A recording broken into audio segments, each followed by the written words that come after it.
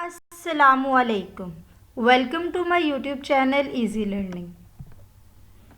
Today we will discuss about the integumentary system, which is also known as a skin system. Skin is the first layer of the body. Regarding the tissue organization, it is the largest organ of the body, which made 16% of the body weight. Integumentary system consists of the skin that cover and protect of all your body parts as well as its derivatives like hair, nails, glands and nerves. Skin is a remarkable organ. It acts as a first line of the defense from the elements that surround us, which keeps the bacteria out, water and heat in. Functions of the skin are protection, absorption, secretion, heat regulations and aesthetics. Let's look at the structure of the skin. It is made up of two major regions. The outer layer called epidermis is the epithelial tissue derived from the ectoderm. The deeper layer called dermis is a dense connective tissue derived from the mesoderm. The two layers together to form one structure called cutaneous membrane, and beneath the cutaneous membrane is the second layer called subcutaneous tissue, which is also known as a hypodermis, means below dermis, which is made up of adipose tissue. Epidermis is made up of keratinized stratified squamous epithelium. The main layers of the epidermis are five: stratum corneum, stratum lucidium, stratum granulosum, stratum spinosum, and stratum basilae. Stratum corneum means horny layer.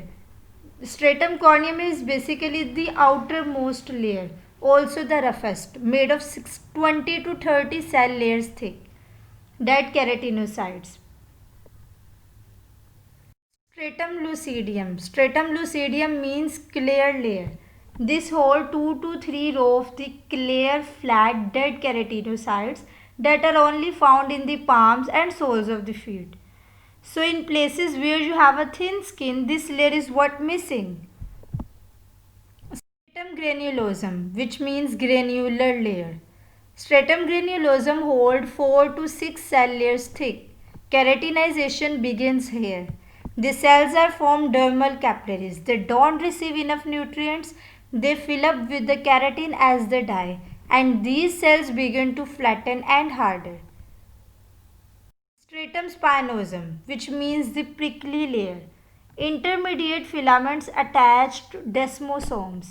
Prickly cells also find. It also contains the dendrites that are able to ingest the foreign substance and activate the integumentary system.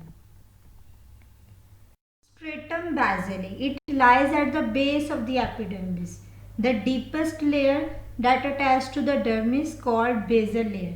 It is made up of single row of the keratinocytes. These are rapidly dividing cells all time, pushing the new cells up in the layer above that. It helps to regenerate the dead skin, produce lots of keratin, constantly producing a new epidermis, and it also contains the melanocytes and tactile cells. Dermis.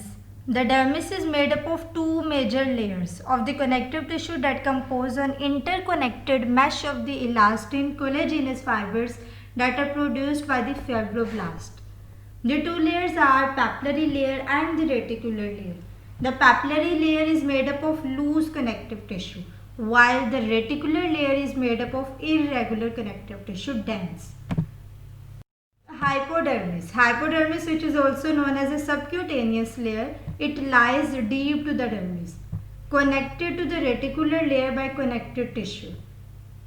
It is made up of adipose tissues. What else is in the integumentary system? Skin appendages are the skin associated structures that serve a particular functioning, including the sensation, contractility, lubrication and heat loss. These are the hairs, nails and the cutaneous glands. Hair in the nose, eyelashes, eyebrows and hairs on the head. What is a hair made of? Hair is basically the flexible strand of the dead keratinized cells that are hard keratin. In this diagram, you can see each hair consists of the two parts: shaft, which is a free portion, the root, which is an embedded portion. The latter is enclosed in a tubular hair follicle. The lower end of the follicle is expanded, called hair bulb. The hair follicle is associated with the few sebaceous glands and the smooth muscle cells called erector pylorum, which causes the erection of the hairs on contraction. Hair grow in different by different rates, 0.3 mm per day in the scalp. The cycle can be represented as growth, transitional phase, rest and elimination of the old hair, and then again growth. This cycle continues. The functions of the hair include protection and the insulate, guard opening from the particles and insects. It also acts as a sense organ.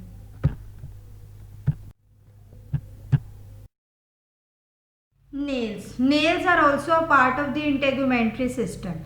Nails are modified keratin plates that lie on the dorsal surface of the distal phalanges of the finger and toes. The parts to be noted: the nail plate, the part which is visible, and the nail root is the hidden part of the nail which is lying in the nail groove, while the nail folds are the skin folds bounding the nail grooves. And you can see in this diagram the nail bed. Beneath the nail plate is the stratified squamous epithelium called the nail bed. Nail matrix.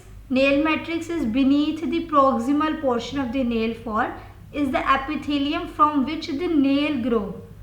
The nail grow about 0.5 mm per week.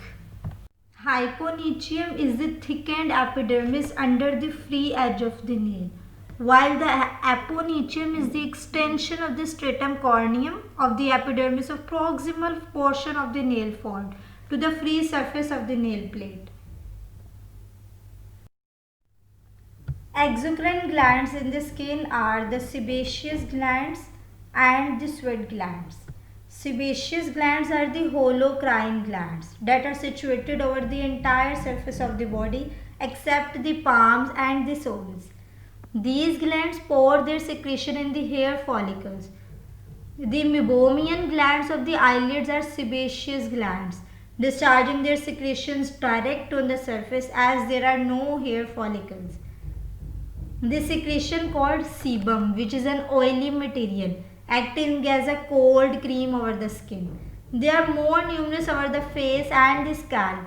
These glands tend to increase in size under androgenic stimulations. The second is the sweat glands. The ordinary sweat glands are the simple, coiled and tubular glands. They are found over the entire surface of the body except upon the nail beds, margin of the lips, gland penis and eardrum. They are most numerous in the palms, forehead and soles. The secretory portion that lies deep in the dermis and hypodermis, and the excretory duct open on the surface as the sweat pores. This secretion is salty, clear watery fluid and is merocrine. Large sweat glands are found in the axilla, areola of the nipple, labia majora and around the anal margin. There are two types of the sweat glands: apocrine glands and the crine sweat glands. Thank you so much. If you like my video, please don't forget to subscribe my channel, like and comment and share on my video. Thank you so much.